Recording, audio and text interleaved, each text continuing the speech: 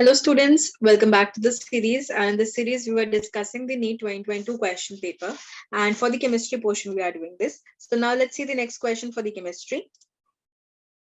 So in the chemistry, the next question is question number 72, and in this case what we were discussing about the which among the following is in the incorrect statement. So basically they are asking you the incorrect statement here. So in this case, let's see one by one that this question is actually belong to the your chemical bonding chapter, in which they were actually discussed about the your molecular orbital diagrams here.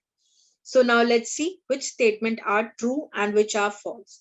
So let's start with the fourth statement. So fourth statement say that hydrogen plus iron has one electron. So basically, if we talk about hydrogen molecule, the hydrogen molecule will be having two electrons, and because it has plus charge, so one electron is moved out from it. So this means that it has one electron. So the first statement or the fourth statement is true.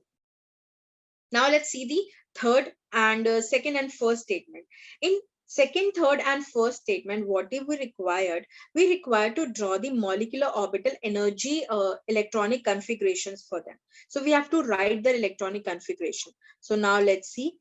In writing the electronic configuration, we always know that the energy level is started from down to up in the increasing energy part. So this means that the downward has the lower energy and the higher one has the higher energy. So here I'm drawing for the C2, and here let's draw for the O2 plus molecule. So in this case, if I start with the C2 will be having the 12 electrons in total. So putting the 12 electrons, what do I get it here? I'll get the first was basically your 1s sigma 2. Actually 2 comes on the sigma 1 sigma s2, or the second one when it comes, it basically anti-bonding sigma star 1s2. Then what do we have there? We have similarly sigma 2s2, sigma star 2s2. Now in the case of the C2, what happens? It is having the lower electrons than 14. So therefore, the pi orbital will be having the lower energy than the sigma orbital. So what happens here? Here we write 2p's x pi orbital and similarly pi 2p y orbital. Now we are left with 4 electrons because these are degenerate orbitals. So first of all, I have to fill 1, 1, and then I have to start the pairing. So I can write directly 2 here and 2 here. So in the third statement, it is written the C2 molecule has 4 electrons in 2 degenerate pi molecular orbitals. That statement is also turned out to be true. That here we have the 2 degenerate orbitals in which there are 4 total electrons, and this is pi molecular orbital structure. Now let's see for O2 plus. O2 plus has 15 electrons. So the remaining portion is same, the downward portion, till we have sigma 2s2. But after that, there is a slight change in that. What that changes? So if I write with sigma 1s2, then sigma star 2s2, then the sigma star 1s2, then sigma 2s2, sigma star 2s2. Then what do we have? We have the pi, the electron present in the sigma will be having the lower energy than the electron present in the pi bond.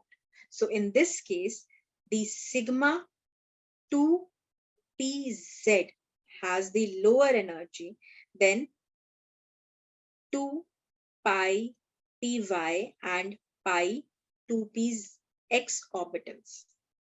If I'll complete the molecular orbitals, so the anti-bonding will be up 2pz, sorry, 2py and sigma star 2p x here, and then sigma 2p z here. So now if after the sigma star 2p s2, I have to fill the 15 electrons. So 2 I can fill here. Then after that, I'll remain with the 5 electrons. So 2 I can fill here, 2 I can fill this one. and the remaining one electron I can fill in either of the orbital because they both are degenerate. So here 1 in the pi star. Now let's see. This is the incomplete your orbital. The orbital is not complete. For completing the orbital, you require 2 electrons, the paired electron. So when the electrons are not paired, that is called paramagnetic. Paramagnetic compound.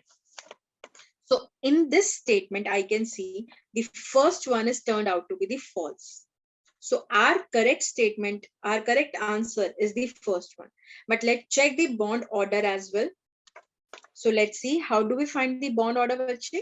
So bond order is basically find out the number of electrons present in bonding molecular orbitals. Number of electrons in bonding molecular orbitals minus electron present in anti-bonding molecular orbitals, whole divided by 2. So that is the formula. So if I have to find the bond order for O2 plus, so let's count. So in this case, the bonding one will be 2, 4, then we have 6, then we have 8, and 2, 10. So for O2 plus, we have 10, and the anti-bonding will be the remaining one, that will be 2, 4, and 1 is 5. Whole divided by 2 here. So what do we get? We get 5 by 2, that will be 2.5.